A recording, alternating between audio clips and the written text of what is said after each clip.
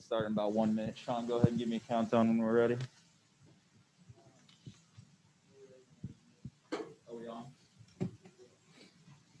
All right, welcome everybody to the introductory press conference for defensive coordinator Steve Wilks. We're going to start today with an opening statement from Coach Drinkwitz. Then Coach will answer some questions, and then we'll turn it over to Coach Wilks, and we'll do the same thing, statement and some questions. So with that, we'll get started with Coach Drinkwitz. Go ahead, Coach. Yeah, thank you. Glad everybody could join us today. When this position became available, I felt like it was imperative that I found the right fit for Mizzou football, and also for myself and somebody that I could work hand in hand together. I outlined a set of criteria that I thought would play off of my strengths, but also help me in my weaknesses to really support Mizzou football and get us to where we want to go, which is to win the SEC East.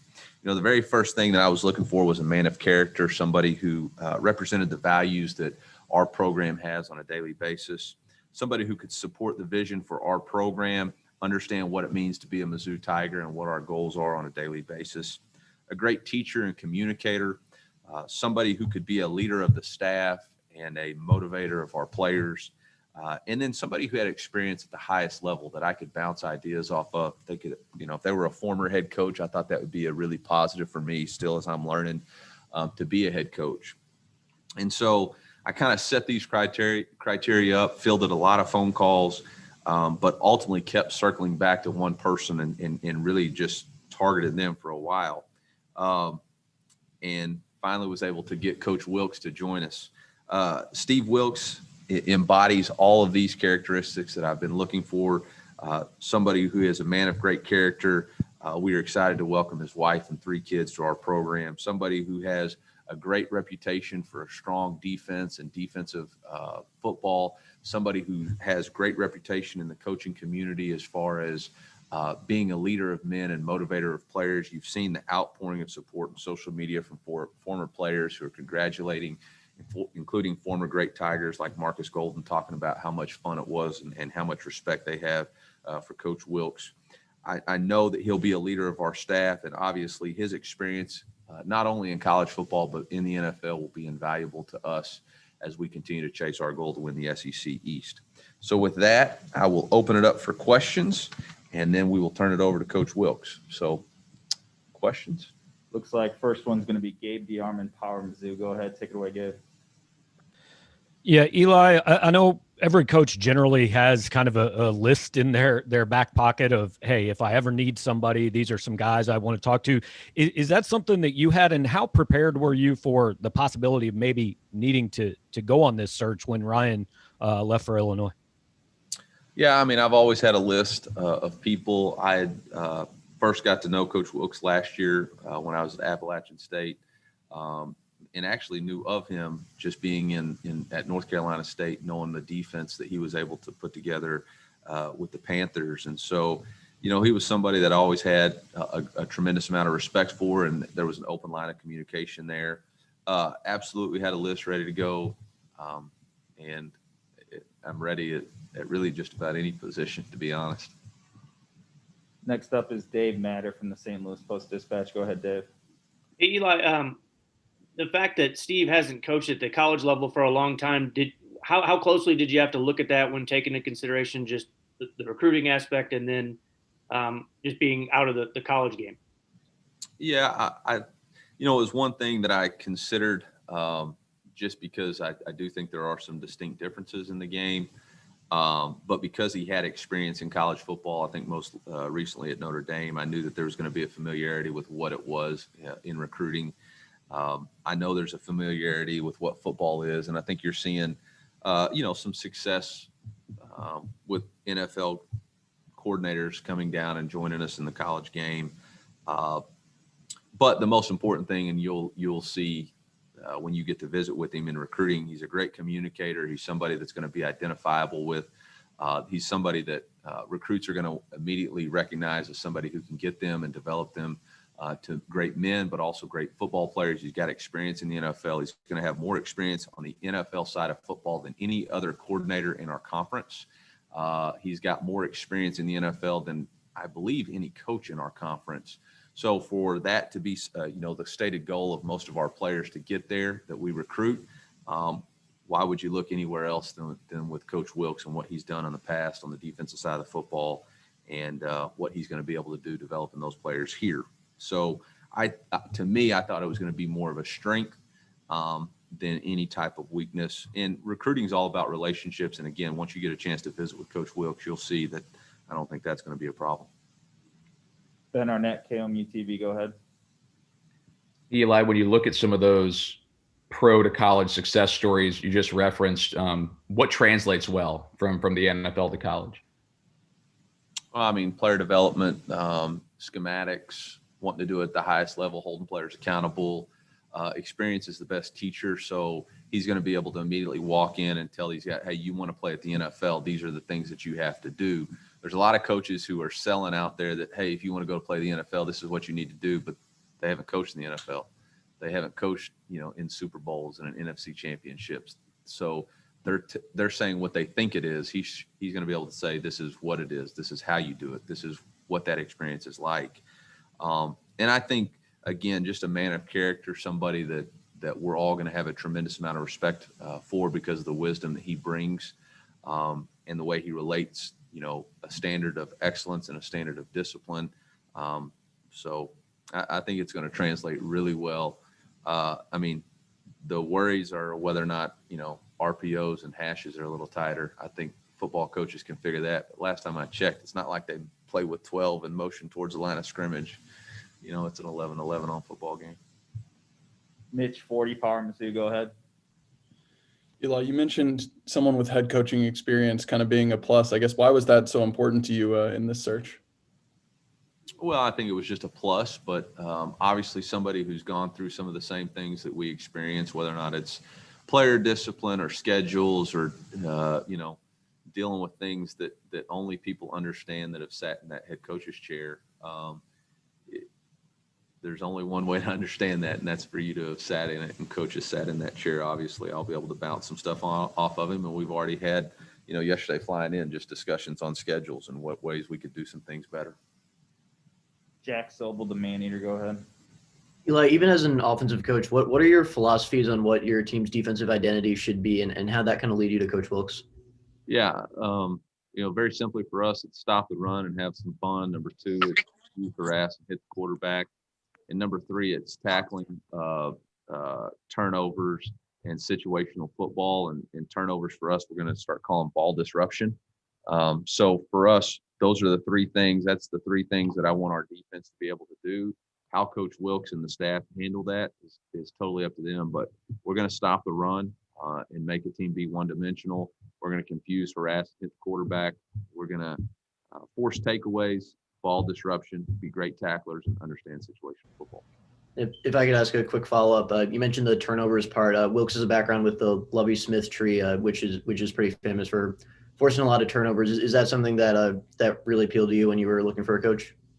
100%. Yeah, I mean, I appreciate the great research you did on that to understand that was absolutely something that has always been a part of what Coach Wilks' defensive identity has been. Eric Blum, Columbia Tribune, go ahead. Hey, Eli, I'm wondering if you went back and watched any of the defenses that he ran either with the Panthers or somewhere else, and what were your observations of that led you to okay, this is a guy that can come here and have success? Yeah, I've obviously watched quite a bit of film on a lot of different things. Obviously wish we could get some of those great players from the Panthers to come join us, but no, I think, his understanding of knowing how to stop the run, how to force pressure, how to create a defensive identity.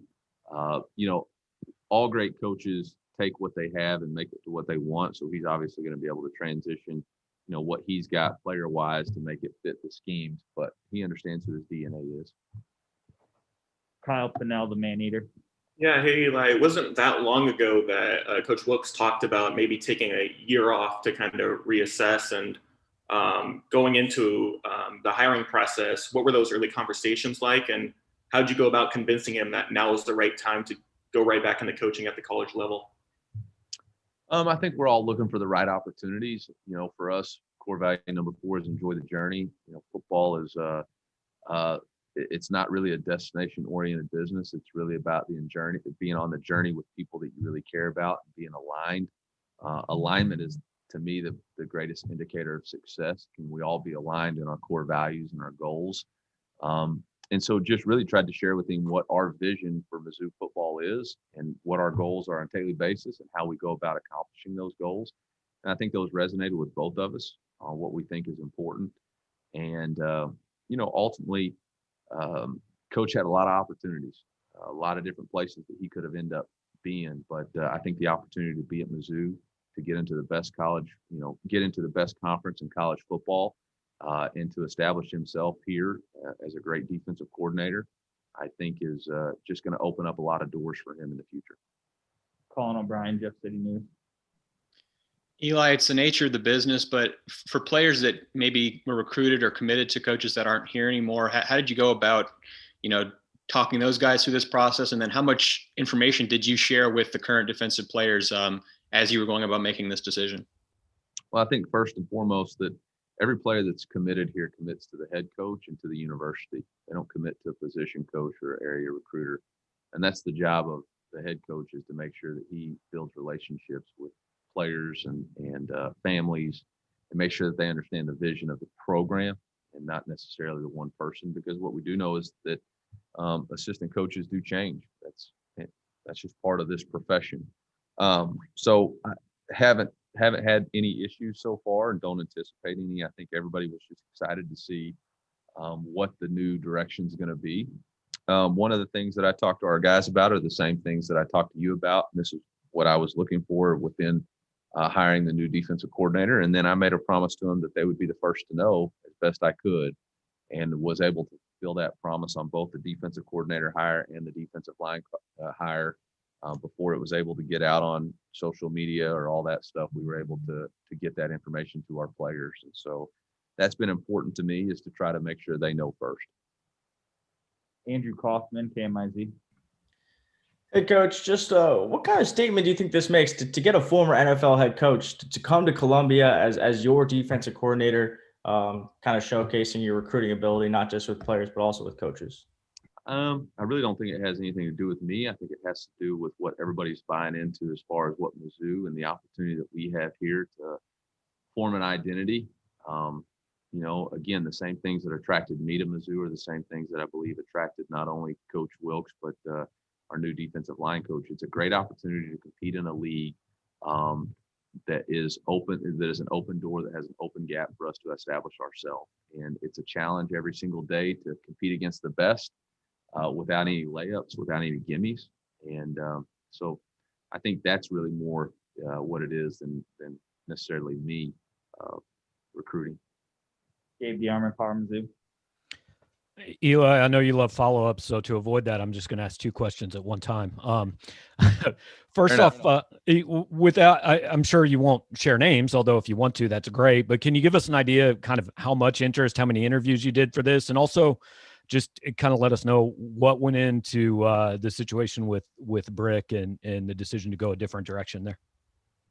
Yeah, lots of interest. Blew me away, honestly, how much interest and phone calls and coordinators were wanting this opportunity.